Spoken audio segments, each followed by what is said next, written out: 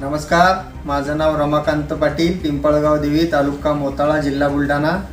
आज आपण ही दाल mill machine Akola इथून AK इंजिनिअरिंग यांच्याकडून आणलेली आहे। याचे ओनर आहेत अवधेश कुमार आणि आपल्याला ह्या मशीनचा डेमो देण्यासाठी मोहरसिंग सागर जे आलेले आहेत त्यांनी आपल्याला तुरीची सगळी प्रोसेस समजून सांगितलेली आहे आणि त्यांनी आपल्याला ही अशी